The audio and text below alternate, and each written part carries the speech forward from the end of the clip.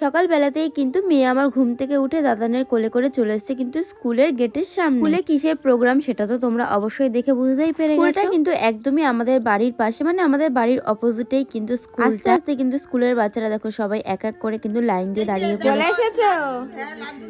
লাড্ডু নিয়ে দেখো কটা লাড্ডু। তোমাদের তোমাদের হাতে লাড্ডু কেন? আমাদেরও দিয়েছে। এখানে হাত দেখ, আর এটা একটা তোমরা কি বাচ্চা নাকি? এই যে একটা মামার আর একটা আমার, দেখো মা সবাইকে লাড্ডু দিয়েছে। আমার লাড্ডু কই? এই তো, আমারটা কই? এই যে এটা ও তোমাকেও দিয়েছে, সবাইকে দিয়েছে। এই যে ওই যে ওর লাড্ডু রয়েছে না, বাবার হাতে দিয়ে দাও সেটা। এই যে মামা সকাল সকাল লাড্ডু। একটুখানি মুখে ছুঁয়ে দাও, অল্প একটুখানি। টিপতে হবে না, আমি ঠিক খাই নিতে পারে নরম একদম।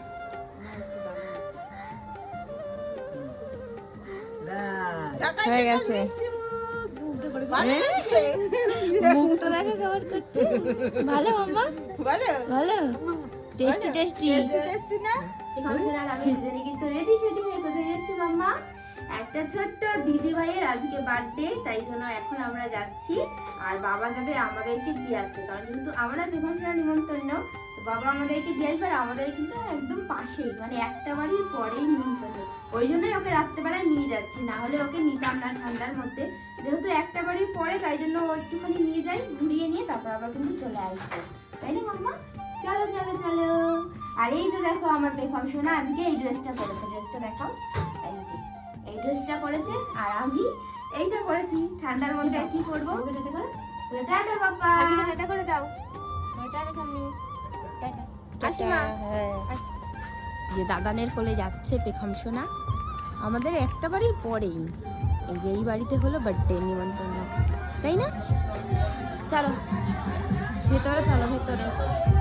তো এই যে হলো আমাদের বার্থডে গার্ল, ও কিন্তু ওর পাপার কোলে উঠে বেলুন নিয়ে খেলা করছিল। ঢোকার সাথে সাথেই জানো তো একটা কাণ্ড, তবে ঢুকে মাত্র বার্থডে গার্লের হাতে ওর গিফটটা ওকে দেব, তার মধ্যে কিন্তু পেখম সোনা হঠাৎ করে কান্না করে। আসলে ব্যাপারটা হলো মেয়ে আমার খুব ভয় পেয়ে গেছিল। একদিকে গান বাজছিল আর তার সাথে এত লোকজন দেখে কিন্তু ও ভয় পেয়ে গেছিল। ও যেহেতু খুব কান্নাকাটি করছিল, তাই জন্য কিন্তু দাদানকে ফোন করে ডেকে বলেছি পেখমকে বাড়িতে। পেখম বাড়ি যাওয়ার সময় দেখো বার্থডে গার্লের মা কিন্তু ওর হাতে ধরিয়ে দিল দুটো চকলেট। চকলেটটা তো আর পেখম খেতে পারবে না, পরে কিন্তু আর মাই খেয়ে নেবে। কিছুদিন আগেই কিন্তু সানভীর অন্নপ্রাশনের ব্লগ ভিডিও তোমাদের সাথে শেয়ার করেছিলাম। দেখতে দেখতে দেখো 1 বছর হয়েও গেল। ছানাপোনাগুলো যে চোখের পলকে কবে বড় হয়ে যায় বোঝাই যায় না। যাই হোক, জন্মদিনে এসে কি কি খাওয়া দাওয়া করলাম চলো তোমাদের সাথে শেয়ার করি। প্রথমে দিল বার্থডে কেক, তারপরে কিন্তু চলে আসলো ফ্রাইড রাইস, আর তার সাথে কিন্তু ছিল চিলি চিকেন, চাটনি, পাঁপড়, রসগোল্লা। আর জন্মদিন যেহেতু তাই জন্য তো পায়েস থাকবেই। খাওয়া দাওয়া তো হয়ে গেল, এইবার কিন্তু বাড়ি যাওয়ার পালা। বার্থডে কালকে টাটা করতে এসে দেখি ওর চোখে ঘুম চলে এসেছে। ওর মা ওইদিকে ওকে খাওয়াচ্ছে, যাই হোক ও খেতে থাকুক, আমি বরং বাড়ি যাই। তো বার্থডে বাড়ির থেকে কিন্তু চলে এসেছি বাড়িতে।